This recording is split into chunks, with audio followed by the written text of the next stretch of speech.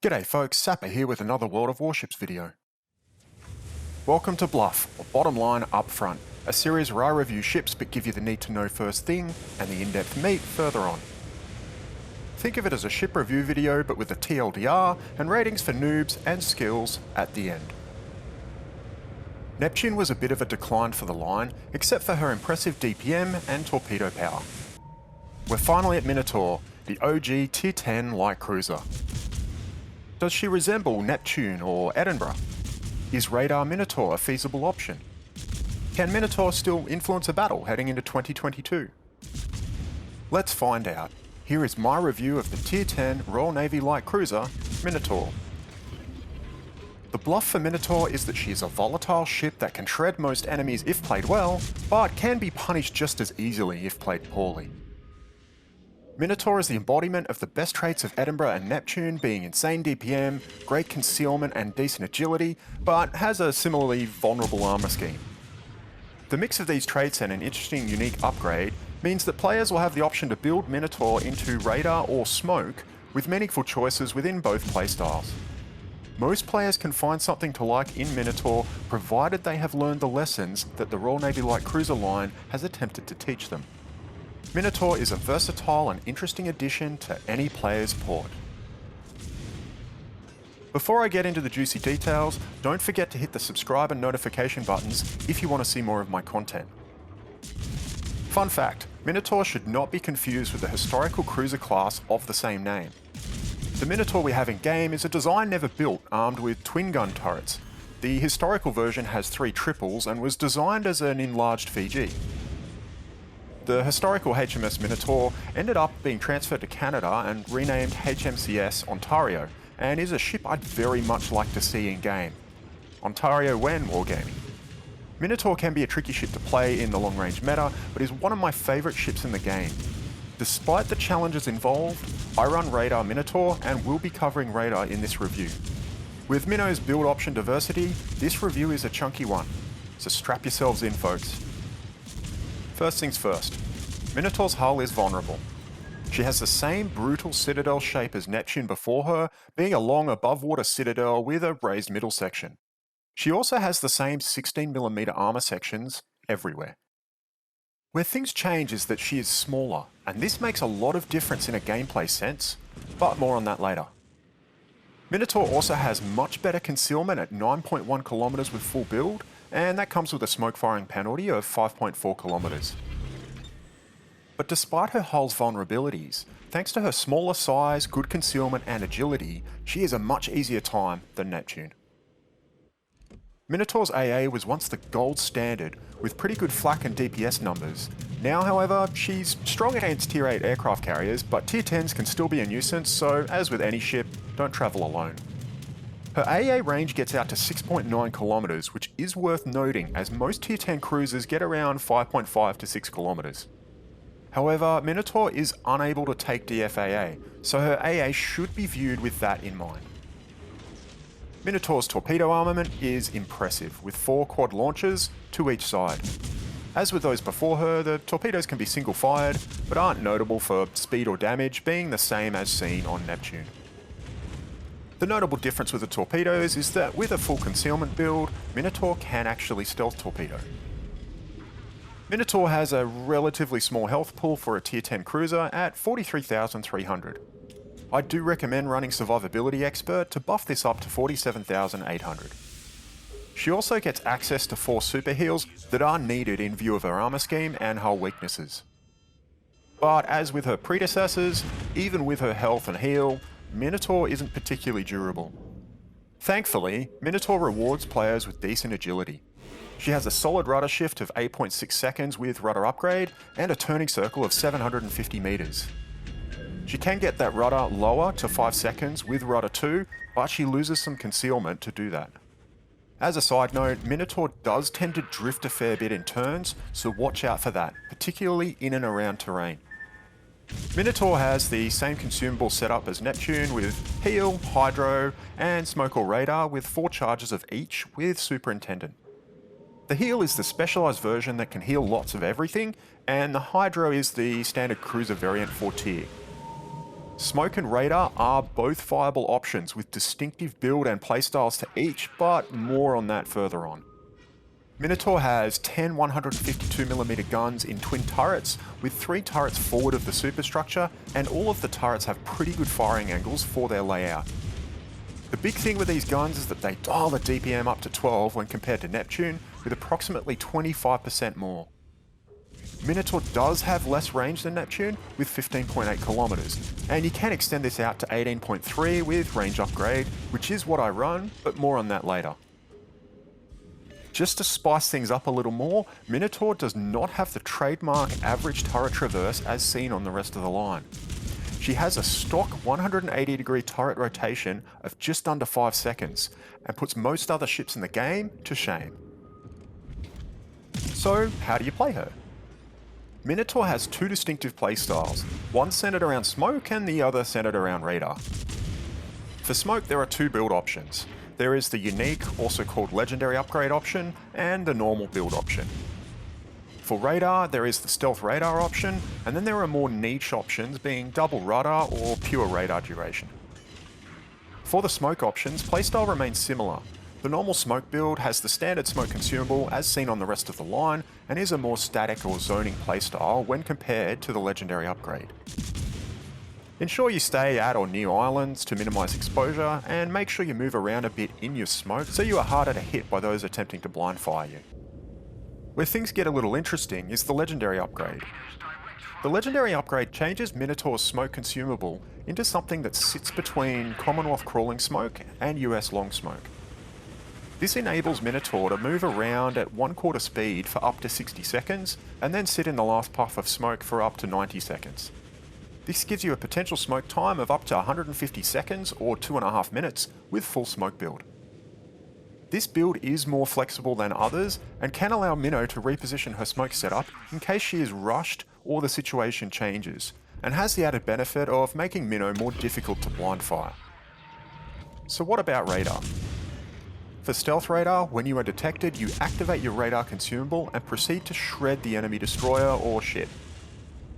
Due to Minotaur's impressive stealth radar window of 900 meters, which is thanks to a 9.1 kilometer concealment and 10 kilometer radar, as long as you can survive, the destroyer will usually be unhealthy at the end of an exchange. The trick with this build is to survive and not overextend. Being jumped by this trick once will force the destroyer to think twice about forward scouting again anytime soon. The best way to use this trick is to know where the destroyer is already thanks to the radio location skill, and having a planned exit strategy into terrain or friendly smoke. The ships that I am looking out for in this type of play are all enemies that can overmatch me, being battleships and big cruiser guns, and any enemy that could punish me as I duck into cover. During a stealth radar window, I try and punish the destroyer as much as is feasible, but the priority is always to survive. Radar Minnow is a fear and zoning tool, and its presence in the game can influence outcomes as much as its radar can.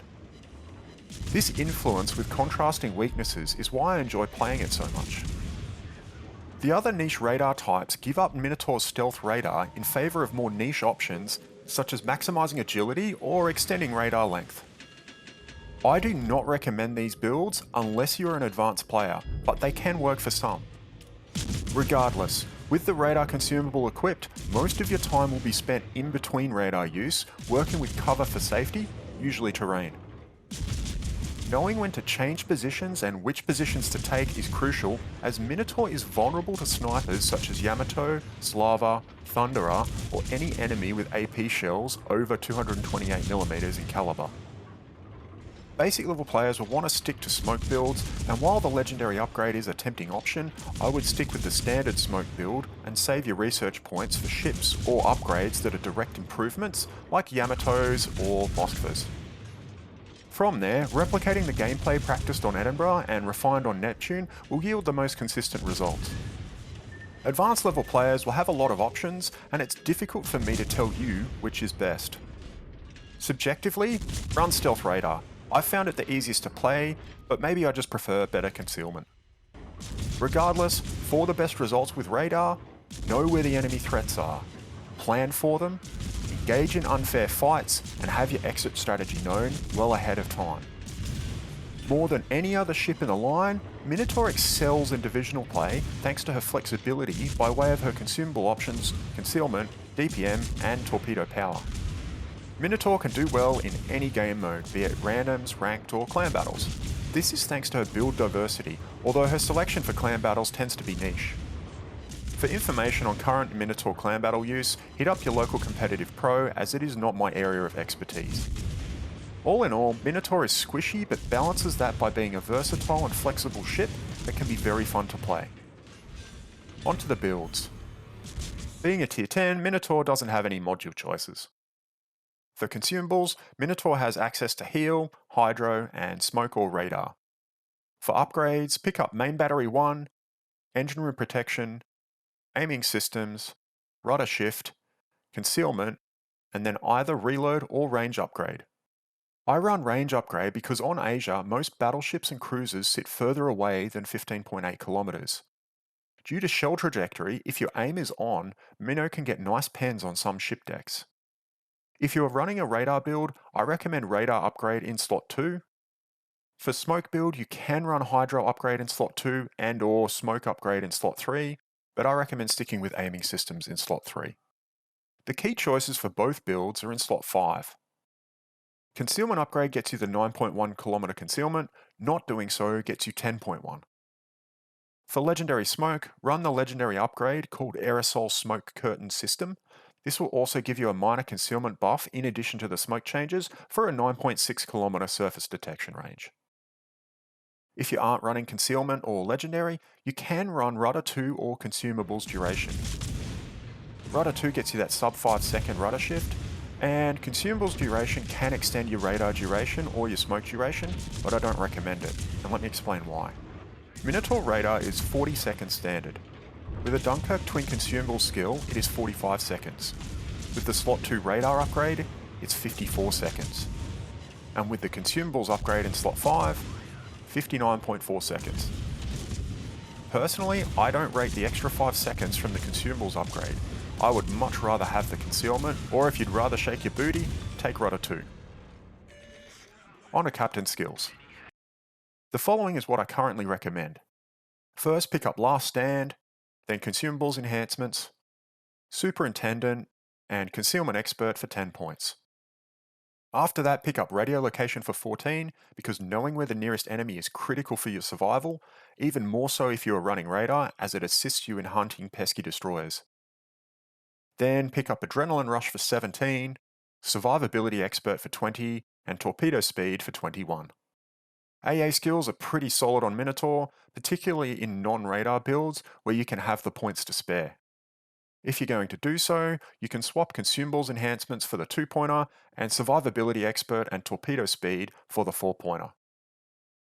If you're going down this road, I wouldn't run a Dunkirk twin as captain, as their buffs will not be in use. I should note with the AA build, it just makes the AA bite a little more. The days of Minotaur no-fly zones are a distant memory. If you aren't running an AA build, the Dunkirk twins are excellent for Minotaur thanks to the buffed consumable skills. Cunningham is a very poor choice, as his buffs better align with HE-focused lines such as battleships, heavy cruisers, or even destroyers. The full bottom line is that Minotaur is the embodiment of the Royal Navy light cruiser playstyle. She is a great zoning and utility ship that is best suited to defensive work thanks to her range, shell characteristics, and armor scheme limitations. However, because Minotaur is strong in most regards, she offers some playstyle variety that is lacking in most other ships in the game. This flexibility means that Minotaur scales well with player skill and can always be respec'd to offer something different. Most players will find something to work with in Minotaur, and she's one of the more fun ships in the game to return to if you haven't played her in some time. Looking ahead to 2022, she will still provide a fun experience into the future. Minotaur is a versatile and interesting addition to any player's board. So how does Minotaur compare for noobs or skills? She gains points compared to her peers for DPM, torpedo power, concealment, and build options. She loses points on armor scheme and citadel size. Minotaur is a flexible ship that is only limited by her lack of durability. So for the scores. Noob 7 out of 10. Basic level players will find Minotaur inconsistent at times thanks to her ability to be punished. However, if they are careful, she can reward any player with good results. Skillometer, 9 out of 10. Advanced level players have a lot of variety and flexibility to work with, and depending on the build and conditions, can influence most matches. Unfortunately, Minno's armor scheme is a little too brutal, and that limits her carry potential at times. My recommendation is to unlock Minotaur and run with vanilla upgrades that don't bias radar or smoke, and then use my skillz build to test out both playstyles for yourself. Worst case scenario, you can always fall back on Minotaur's very solid smoke cruiser gameplay. I almost gave Minotaur a 10 for advanced level players, but her flexibility is in her build options, not in a particular build, and her volatility in each of those individual builds prevented her from getting the top score. I love Minotaur. I default to her stealth radar build, and even though it's not always consistent, it's consistently challenging and consistently fun for me. She is one of my favourite tier 10s to play, and the highlight of the line for me, even over Fiji, just simply because of her options. If you liked this review, please give it a thumbs up and let me know your thoughts down in the comments. If you didn't like this review or think I missed something, please comment and let me know. BLUF will be taking a little bit of a break so I can work on some other content, but next up in the series will be some premiums. The Dark Lab vote around mid-year was for some tier 6 classics, Warspite and Prince Idle Friedrich. I'm not sure if I'll have time for both, but if there's a premium ship you would like me to review, make your case down in the comments. If you want to discuss Minotaur, upcoming videos or anything in particular, please join my Discord Dark Lab, link will be down in the comments. Dark Lab is a genuinely nice place to hang out and exchange ideas with interesting people, so I hope to see you there. Thanks for watching, stay healthy, and I'll catch you in the next one.